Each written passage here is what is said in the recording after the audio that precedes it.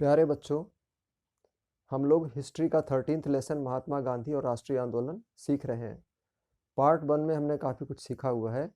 अब second part में हम लोग इसके आगे सीखेंगे। तो इसके आगे ये है कि जो किसान लोग थे वो महात्मा गांधी को किस तरह देखते थे, यानी किसानों के मन में महात्मा गांधी को लेकर के क्या विचार थे, उन्हें किस तरह मानते थे।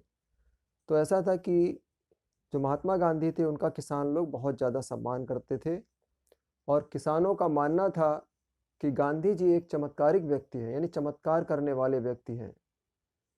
और चमत्कार किस तरह के? चमत्कार का मतलब ये था कि जो अंग्रेज लोग किसानों के ऊपर अत्याचार कर रहे थे, उनके ऊपर ऊंचे ऊंचे टैक्स लगा रखे थे या उनसे मनमानी फसल पैदा करवाते थे, तो इन चीज़ों से गांधी जी उन्हें बचा सकते थे।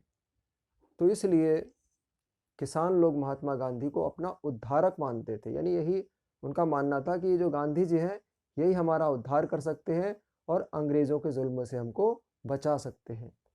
इस कारण किसान लोग गांधी जी को गांधी बाबा या गांधी महाराज या गांधी महात्मा आदि अनेक अलग अलग शब्दों से भी पुकारते थे। इसके आगे है कि उनका मानना था कि गांधी जी उनके जीवन में मान मर्यादा और स्वायत्तता वापस लाने वाले व्यक्ति हैं। कहने का मतलब किसानों का यह भी मानना था कि गांधी जी ही हमारी मान मर्यादा की रक्षा कर सकते हैं, हमारे स्वाभिमान की रक्षा कर सकते हैं और हमें स्वतंत्रता दिला सकते हैं। चूँकि गांधी जी का व्यक्तित्व बहुत ही सादा था, सरल था, साधारण जीवन शैली थी, चरखे का प्रयोग करते थे, एक साधारण व्यक्ति की तरह दिखते थे। इसलिए जब कोई बात गांधी जी कहते थे तो उस बात का असर गरीब किसानों पर बहुत ज़्यादा पड़ता था, उनकी बातों को मानते थे। हालांकि गांधी जी जाति से तो एक व्यापारी थे और प्रोफेशन से यानी पेशे से एक वकील थे, लेकिन उनकी जीवन शैली इतनी ज़्यादा साधारण थी, सादा थी और इस कारण से वे गरीब किसानों से पूरी तरीके से हमदर्दी रखते थे। कहने का मतलब ये है कि गांधी जी सादा जीवन शैली होने के कारण गरीब किसानों से सहानुभूति रखते थे और दूसरी तरफ जो किसान लोग थे वो गांधी जी की एक महात्मा की तरह पूजा करते थे, यानी उनको एक महात्मा मानते थे और उस तरह उनकी पूजा करते थे। आगे हम सीखेंगे कि गांधी जी ने भारत में राष्ट्रवाद के आधार को और ज़्यादा मजबूत किस तरह बनाया। जो राष्ट्रवाद की भावना चल रही थी इसको गांधी जी ने भारत में किस तरह मजबूती प्रदान करी। तो सबसे बड़ा कारण ये था कि जब गांधी जी कोई बात जनता से कहते थे या अनुरोध करते थे तो पूरी तरीके से निष्कपट होते थे, यानी कपट से मुक्त होती थी वो बात जो गांधी जी कहते थे। इस कारण से वो अपने प्रयासों से राष्ट्रवाद की भावना को और ज़्यादा मजबूत बना पाए और ज़्यादा उसका विस्तार कर पाए। तो उनके तरीके ये थे कि उनके नेतृत्व में अलग अलग स्थानों पर कांग्रेस की नई नई शाखाएं खोली गई थीं, यानी अलग अलग ब्रांचेज खोली गई और उन शाखाओं के माध्यम से लोग इस राष्ट्रवाद की भावना में जुड़ते जा रहे थे। दूसरे इलाके ऐसे भी थे देश में जहां राजाओं का शासन था, तो राजाओं का जो क्षेत्र पड़ता था यानी जो रजवाड़े हुआ करते थे, उन रजवाड़ों में इन राष्ट्रवादी सिद्धांतों को विस्तार करने के लिए प्रजामंडलों की स्थापना की गई। फिर हम बताएंगे कि अलग अलग स्थानों पर कांग्रेस की नई शाखाएं खोली गई, लेकिन जो इलाके रजवाड़े के अंतर्गत आते थे, राजाओं के क्षेत्र थे, वहां पर राष्ट्रवादी विचारों को बढ़ाने के लिए प्रजामंडलों की स्थापना की गई, प्रजामंडल बनाए गए। और गांधी जी ने जो राष्ट्रवादी संदेश थे, जो राष्ट्रवादी संदेश हुआ करते थे, इनका प्रसार अंग्रेजी भाषा में न करके मातृभाषा में करने के लिए प्रोत्साहन दिया कि अंग्रेजी सब लोग समझते नहीं लेकिन मातृभाषा को सब लोग समझते हैं। अगर इस भाषा में राष्ट्रवादी संदेश का प्रचार किया जाएगा, प्रसार किया जाएगा तो ज़्यादा लोगों तक पहुंचेगा। और इसी तरीके से जो कांग्रेस की जो प्रांतीय समितियां थीं, वो भाषाई क्षेत्रों पर आधारित थी, यानी अलग अलग प्रांतों में, चाहे तमिलनाडु का इलाका हो, चाहे कर्नाटका का हो, चाहे मराठा का हो, तो उस इलाके में जो भाषा बोली जाती थी उन भाषाओं के आधार पर प्रांतीय समितियां बनाई गई। तो इस तरीके से गांधी जी के प्रयासों से ये राष्ट्रवाद की जो भावना थी दूर दूर तक फैल गई। इसके बाद हम देखते हैं कि 1917 से लेकर के 1922 के बीच में कौन कौन से ऐसे नेता निकलकर सामने आते हैं जो कि गांधी जी के साथ जुड़ते हैं। तो 1917 से 1922 के बीच में कई बड़े नेता निकल के सामने आते हैं जो गांधी जी के साथ कंधे से कंधा मिलाकर चलने को तैयार होते हैं, जैसे महादेव देसाई, वल्लभ भाई पटेल, जेबी कृपलानी, सुभाष चंद्र बोस, अबुल कलाम आज़ाद, जवाहरलाल नेहरू, सरोजनी नायडू, गोविंद बल्लभ पंत, सी राजगोपालाचारी। ऐसे बड़े नेता थे जो गांधी जी के साथ आकर के जुड़े थे। और ये नेता अलग अलग धार्मिक परंपराओं से आए थे, यानी अलग अलग समाजों से आए थे। तो इस कारण से अलग अलग समाज के लोग भी कांग्रेस के साथ जुड़ गए, अनगिनत संख्या में जुड़ गए, यानी बहुत लंबी संख्या कांग्रेस के साथ जुड़ने वालों में हो गई और राष्ट्रवाद की भावना का विस्तार होता जा रहा है।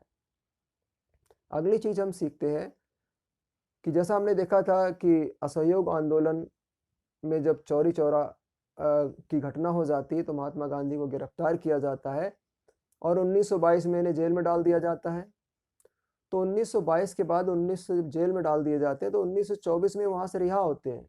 तो यही बात है कि जब 1924 में गांधी जी रिहा होते हैं जेल से तो अपना ध्यान किस तरफ लगाते हैं। तो ऐसा था कि जब 1924 में ये गांधी जी रिहा होते हैं तो पुनः राजनीति में प्रवेश नहीं करते हैं बल्कि अपना ध्यान कुछ सामाजिक कार्यों में लगाते हैं। पहली बात तो जो घर में कपड़े बिने जाते थे, यानी खादी के कपड़े बनाए जाते थे, उन कपड़ों को बढ़ावा देने का काम किया। सबको ये संदेश दिया कि अपने घर के बने कपड़े पहनो, खादी के कपड़े पहनो। दूसरा काम इन्होंने छुआछूत जो समाज में फैली हुई थी, ऊंच नीच का भेदभाव था, उस भेदभाव को समाप्त करने का प्रयास किया। तो इस तरह गांधी जी ने समाज सुधारक का भी काम किया। उन्होंने बाल विवाह, यानी छोटे बच्चों की शादियां कर दी जाती थी कम उम्र में, या जो छुआछूत की बीमारी थी, इनको दूर करने में इन्होंने अपना ध्यान लगाया। इसके साथ साथ इन्होंने कोशिश करी किस तरीके से हिंदू मुसलमान एक साथ भाईचारे के साथ रहें, यानी उन्होंने सौहार्द को बढ़ाने पर बल दिया।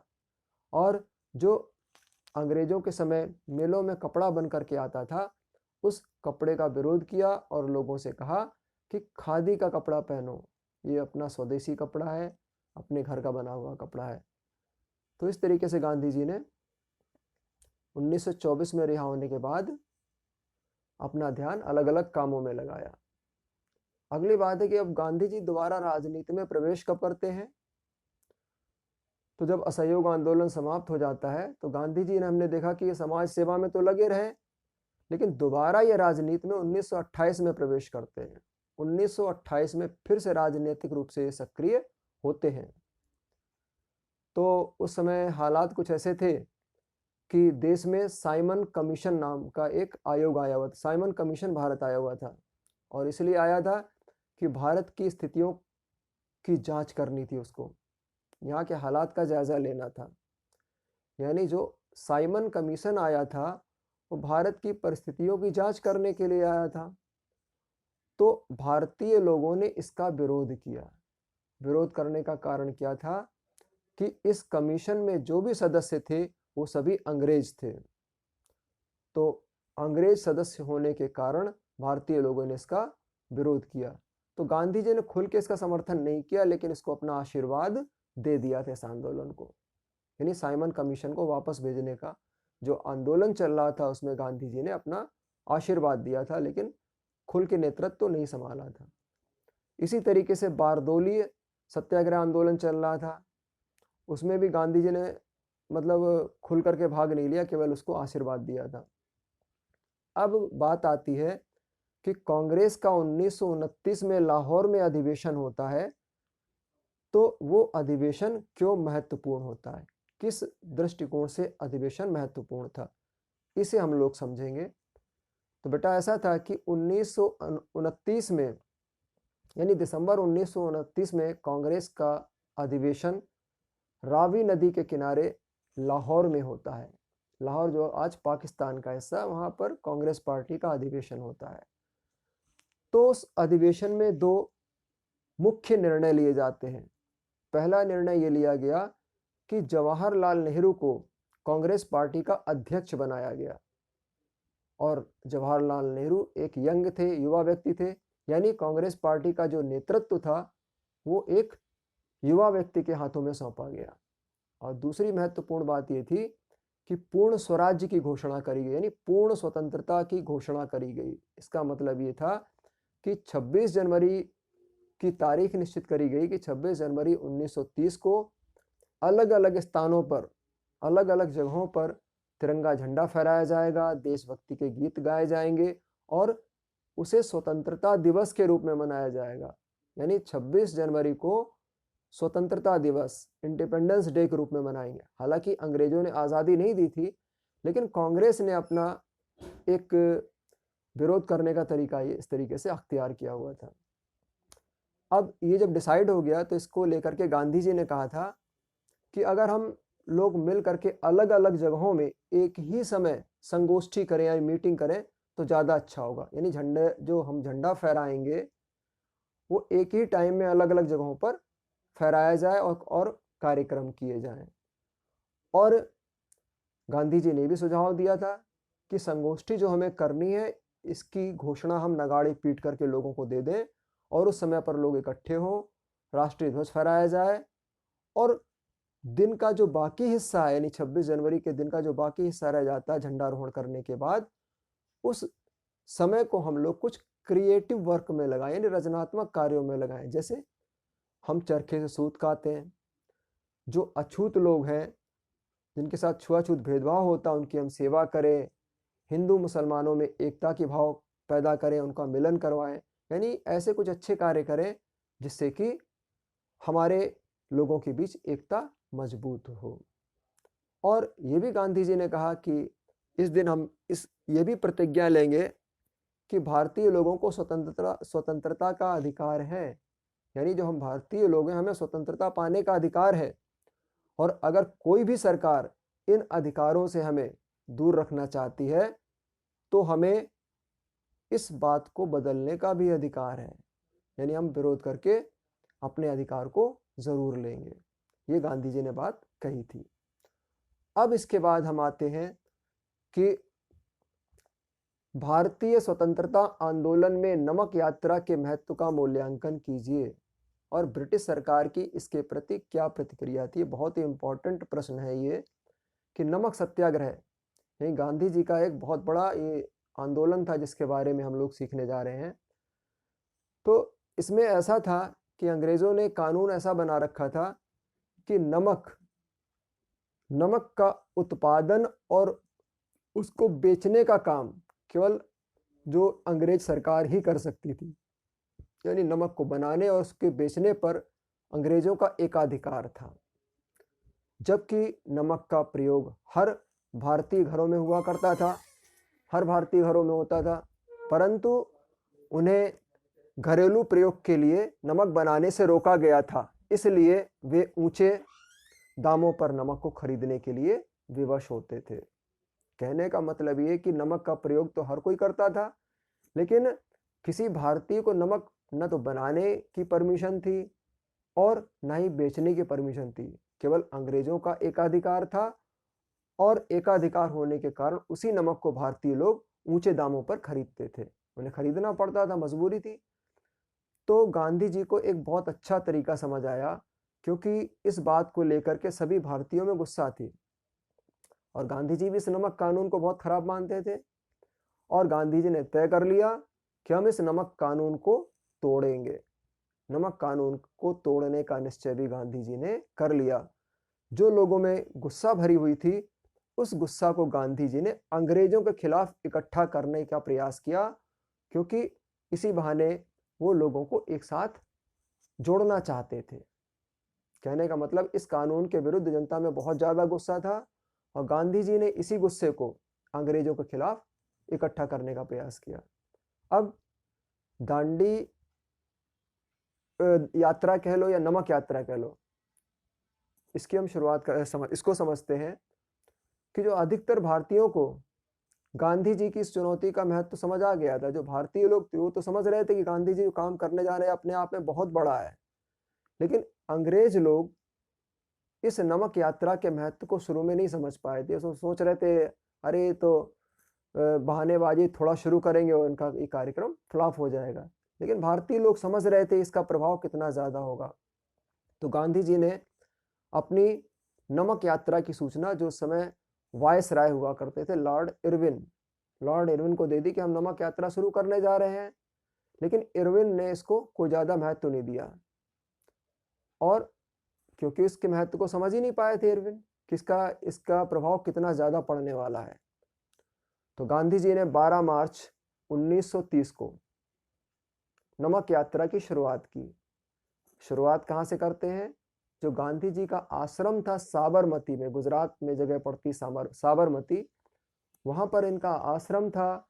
वहां से अपने 78 अनुयायियों यानी 78 समर्थकों को लेकर के, वो 78 समर्थकों को लेकर के समुद्र के किनारे चलना शुरू करते, समुद्र तट की ओर, और चलते चलते करीब 3 सप्ताह का समय हो जाता है, यानी 6 अप्रैल को ये दांडी पहुंचते हैं। समुद्र के किनारे दांडी नामक जगह है गुजरात में, वहां पर पहुंचते हैं, और वहीं पर पहुंच करके वो एक मुट्ठी भर नमक लेते हैं और नमक बनाते हैं, और अंग्रेजों के द्वारा बनाए गए कानून का उल्लंघन करते हैं। लगभग उन्होंने 240 मील की यात्रा करी थी।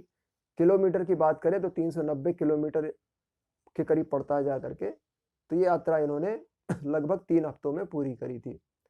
शुरुआत में तो 78 लोग ही थे, लेकिन जैसे जैसे ये आगे बढ़ते गए हजारों देशवासी इनके साथ जुड़ते गए, और वहां जाकर के इन्होंने नमक कानून को तोड़ा था। जिस समय ये काम कर रहे थे तो उसी समय देश के दूसरे भागों में भी नमक यात्राएं अलग अलग स्थानों पर निकाली जा रही थी, और इस नमक यात्रा से ही पूरे देश भर में सविनय अवज्ञा आंदोलन शुरू हो गया। कौन सा? सविनय अवज्ञा आंदोलन। इसकी शुरुआत हो जाती है। तो इस सविनय अवज्ञा आंदोलन की प्रगति किस तरीके से होती, कैसे कैसे आगे बढ़ता है?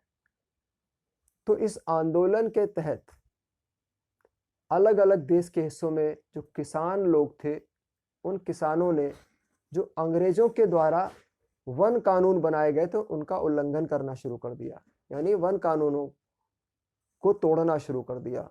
उन्होंने कानून बना रखे थे कि जंगल में जाके उनके जानवर नहीं चरेंगे, तो उन्होंने इसको तोड़ दिया और जंगलों में अपने जानवर चरने के लिए भेज दिए। इसी तरीके से फैक्ट्री में मजदूर लोग ने हड़ताल करनी शुरू कर दी।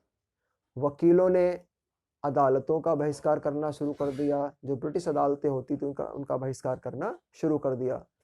विद्यार्थियों ने भी सरकारी स्कूलों में पढ़ने से मना कर दिया, वो सरकारी स्कूल में जाने से कतराने लगे, यानी विद्यार्थियों ने भी बहिष्कार किया। तो दांडी यात्रा के दौरान गांधी जी ने अधिकारियों से आह्वान किया था कि वे सरकारी नौकरियों को छोड़ दें और स्वतंत्रता संघर्ष में भाग लें। जो भारतीय लोग सरकारी नौकरी कर रहे थे उनसे भी गांधी जी ने कहा कि तुम लोग सरकारी नौकरी छोड़ दो और जो आज़ादी की लड़ाई चल रही इसमें भाग लो। ऐसी एक गांव है जिसका नाम है वसना। तो वसना नामक गांव में गांधी जी अपना भाषण देते हुए कहते हैं कि स्वराज प्राप्ति के लिए, अगर हमें स्वराज चाहिए, अपना शासन चाहिए, तो हमें हिंदू, मुसलमान, पारसी और सिख सभी को एकजुट होना पड़ेगा। फिर इस तरीके से दांडी जो सविनय अवज्ञा आंदोलन आगे बढ़ता है। अब हम देखते हैं कि इस दांडी यात्रा का महत्व क्या था। जो दांडी यात्रा निकाली गई इसका महत्व किस तरीके से इसका मूल्यांकन किया गया। तो ऐसा था, ये जो दांडी यात्रा थी, इस घटना के कारण जो गांधी जी थे दुनिया की निगाह में आ गए। पहले तो केवल भारत में ही लोग इनको जानते थे, लेकिन दांडी यात्रा के बाद गांधी जी का कद बढ़ गया और दुनिया के लोग भी इनको जानने लगे। और जो यूरोप के देश थे या अमेरिका था, यहाँ की मीडिया ने, यहाँ के प्रेस ने दांडी यात्रा की घटनाओं को बढ़ चढ़ के छापा था अपने देशों में। दूसरी बात, इसकी खास बात क्या थी कि दांडी यात्रा एक ऐसी यात्रा थी गांधी जी की जिसमें महिलाओं ने भी बढ़ चढ़ करके हिस्सा लिया था। और इस यात्रा के बाद अंग्रेजों को इस बात का आभास भी हो गया था कि अब हम बहुत ज़्यादा दिनों तक यहाँ पर शासन नहीं कर सकते। अब हम देखते हैं कि जो ब्रिटिश सरकार थी इस दांडी यात्रा के बाद उनकी क्या प्रतिक्रिया थी। तो इस घटना के बाद जो ब्रिटिश सरकार थी उसने लंदन में यानी ब्रिटेन में गोलमेज सम्मेलन करने शुरू करे। तो जो पहला गोलमेज सम्मेलन हुआ 1930 में, 1930 में जो पहला गोलमेज सम्मेलन होता है उस सम्मेलन में ज़्यादा नेता लोग भाग नहीं लेते हैं, इसलिए ये सम्मेलन विफल हो जाता है। फिर दूसरा गोलमेज सम्मेलन अगले साल यानी 1931 में होता है। उसमें गांधी जी ने कांग्रेस का नेतृत्व किया, यानी कांग्रेस की तरफ से गांधी जी गए इस सम्मेलन में भाग लेने के लिए। और गांधी जी ने कहा कि जो कांग्रेस पार्टी है ये पूरे देश का प्रतिनिधित्व करती है। लेकिन और लोग थे जिन्होंने उनके दावे को गलत बताया। जिन्ना ने गलत बताया कि भाई ये पार्टी जो है पूरे देश का प्रतिनिधित्व नहीं करती है। तो इस सम्मेलन से भी कोई नतीजा नहीं निकला, यानी ये भी एक तरीके से विफल रहा दूसरा गोलमेज सम्मेलन। अब फिर गांधी जी भारत लौट आते हैं और फिर से सविनय अवज्ञा आंदोलन शुरू कर देते हैं। तो ये सविनय अवज्ञा आंदोलन को हमने समझा यहाँ पर। अब आगे हम देखते हैं इसके बाद कि 1935 में गवर्नमेंट ऑफ इंडिया एक्ट में किस प्रकार के शासन का आश्वासन दिया गया, इसके अनुसार कांग्रेस की क्या स्थिति थी। तो जब अंग्रेजों ने देखा कि विरोध हमारा बढ़ता जा रहा है तो उन्होंने भारतीयों को कुछ छूट देने का प्रावधान किया, कुछ कानून बनाए जिसके द्वारा भारतीयों को कुछ छूट दी जाए और शासन में उनको शामिल किया जाए। तो इसी सिलसिले में 1935 में एक अधिनियम पारित किया जाता है जिसका नाम है गवर्नमेंट ऑफ इंडिया एक्ट 1935। तो इस अधिनियम में सीमित प्रतिनिधिक शासन व्यवस्था का आश्वासन दिया गया था कि भारतीयों को एक सीमित दायरे तक खुद शासन करने के लिए दिया जाएगा। तो इस व्यवस्था के तहत 2 साल बाद चुनाव होते हैं यानी 1937 में। तो जो 11 राज्य थे उन 11 राज्यों में 8 राज्यों में 8 प्रांतों में कांग्रेस पार्टी जीतती है और इनके प्रधानमंत्री बनते हैं। और ये जो प्रधानमंत्री थे वो ब्रिटिश गवर्नर जो हुआ करता था उसके अंडर में काम करते थे। जब 1939 में दूसरा विश्व युद्ध शुरू हो गया था तो गांधी जी और नेहरू जी दोनों थे, ये जो जर्मनी का चांसलर था हिटलर, जो कि दूसरे विश्व युद्ध के लिए एक तरीके से पूर्ण तरीके से उत्तरदायी था, तो इसकी ये लोग आलोचना करते थे गांधी जी और नेहरू जी।